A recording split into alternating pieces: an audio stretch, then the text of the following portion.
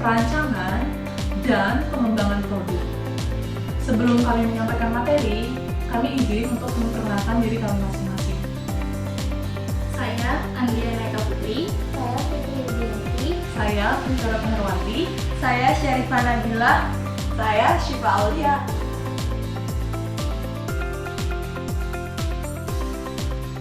Poin 1, perencanaan produk. Perencanaan produk adalah proses menciptakan ide produk dan menindaklanjuti sampai produk diperkenalkan ke pasar.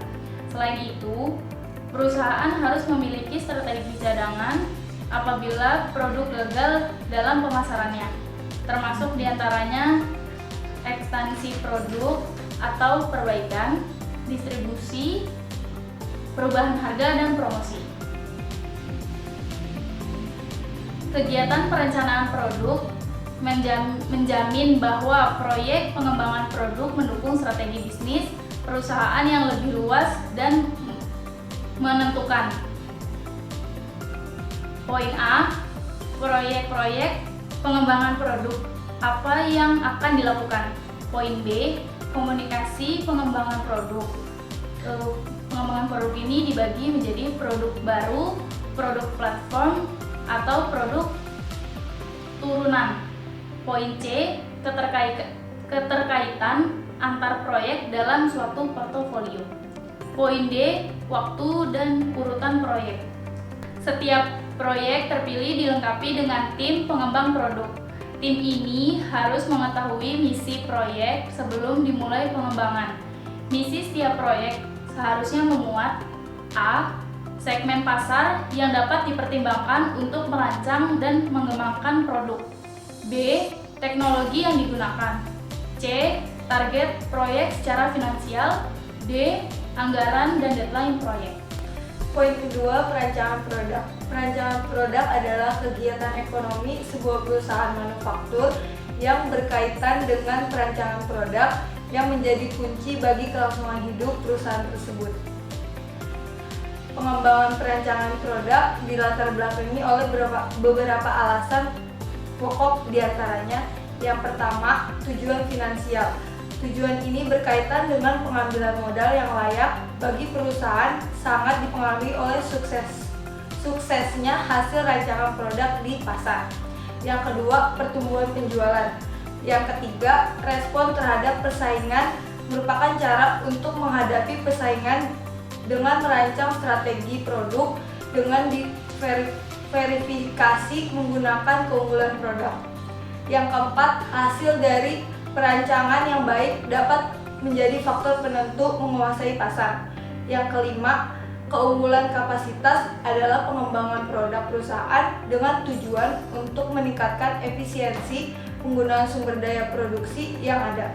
Yang keenam, siklus hidup produk merupakan siklus hidup suatu produk dengan beberapa tahapan mulai dari soft launching, grand launching, perubahan dari target awal, lalu memperjuangkan produk agar dapat berkompetisi dengan produk yang ada.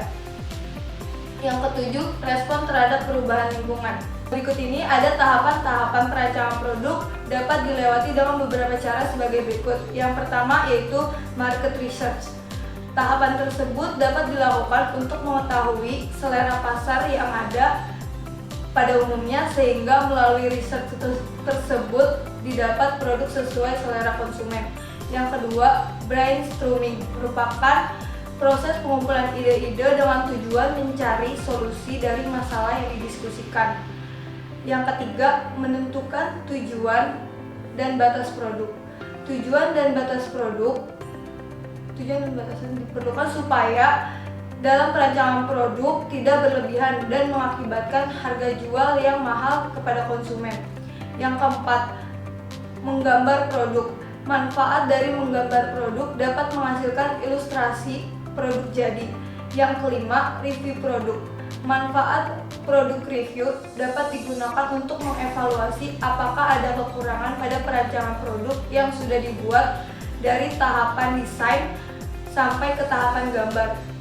Yang keenam, membuat prototipe atau sampel.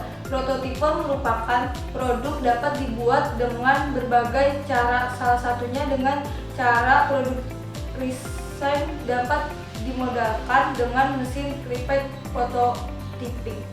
Poin ketiga yaitu pengembangan produk. Pengembangan produk adalah kegiatan interdisiplin yang membutuhkan kontribusi hampir semua bagian di perusahaan.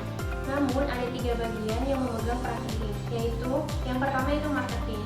Fungsi marketing menjadi jembatan antar perusahaan dan pelanggan. Yang kedua desain. Desain fungsinya desain memainkan peran utama dalam menentukan bentuk fisik produk. Yang ketiga itu manufacturing. Fungsi manufacturing bertanggung jawab untuk mendesain dan mengoperasikan sistem produksi untuk memproduksi produk. Pada saat ini saya akan menjelaskan mengenai contoh soal yang ada di PPT sebagai berikut. Pertama, yaitu sebuah perusahaan mempunyai head operating cost sebesar 250.000 dan harga jual produknya sebesar 100.000 per bulan. Untuk menghasilkan produk tersebut, dikeluarkan variable operating cost sebesar 50.000 per unitnya. Yang dimaksud dari fixed operating cost itu adalah biaya tetap, sedangkan variable operating cost yaitu disebut adalah biaya variabel. Penyelesaiannya adalah X atau BEP atau break even point sama dengan fixed cost dibagi harga jual produk atau price dikurang variable cost atau biaya variabel. Jadi 250.000 dibagi 100 dikurang 50 yang menghasilkan 5.000 per unit. Apabila penjualan mencapai kapasitas 5.000 unit, maka perusahaan tersebut akan mengalami BEP atau titik impas dengan EBIT sebesar 0. Selanjutnya untuk break even point yang akan menghitung mengenai besaran rupiah dengan contoh soal yang berbeda, yaitu perusahaan Batu Reha menjual produknya dengan harga 100 per unit, dan untuk itu perusahaan harus mengeluarkan variable cost atau biaya variabel sebesar 60.000 per unit dan fixed cost atau biaya tetap sebesar 75.000. Perusahaan 25.000. Perusahaan merencanakan untuk mencapai tingkat EBIT sebesar 10.000. Pertanyaannya adalah, berapakah tingkat penjualan yang harus dicapai oleh perusahaan? Rumusnya demand atau permintaan, yaitu sama dengan fixed cost, biaya tetap, dikurangin EBIT yang diinginkan, yaitu besarannya adalah 10.000 dibagi 1 dikurang volume dibagi price atau variable cost atau biaya variabel. F itu dilambangkan dengan variable cost atau biaya variabel, yaitu dihasilkan adalah Rp25.000 ditambah Rp10.000 dibagi 1 dikurang 60 per 100.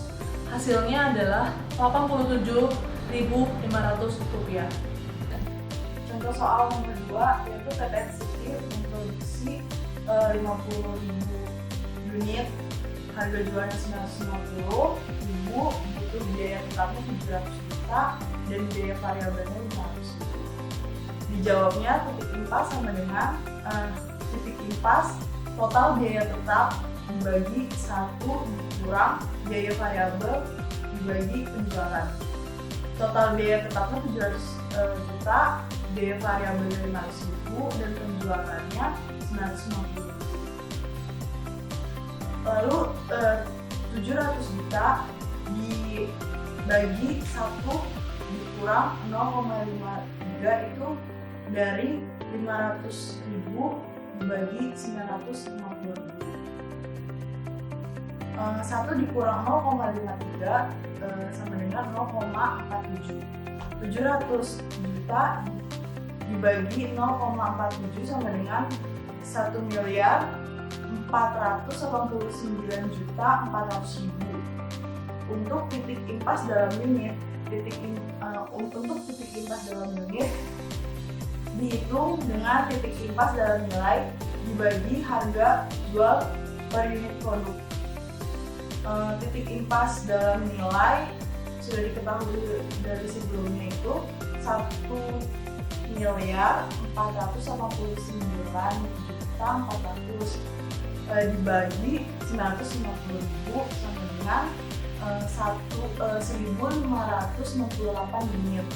Dirumuskan untuk mencari laba, yaitu penjualan dikurang biaya tetap dikurang biaya variabel, sama dengan 1.568 unit dikali 950.000 dikurang 700 juta dikurang 1.588 unit dikali 500.000 sama dengan 1.489.600.000 dikurang 700 juta dikurang 784 juta sama dengan hasilnya 5.600.000. Jadi pada saat menjual produknya sebanyak 1.568 unit, perusahaan memperoleh pengembalian dana dan laba sebesar 5.600.000. Sekian penjelasan mengenai pertemuan 2.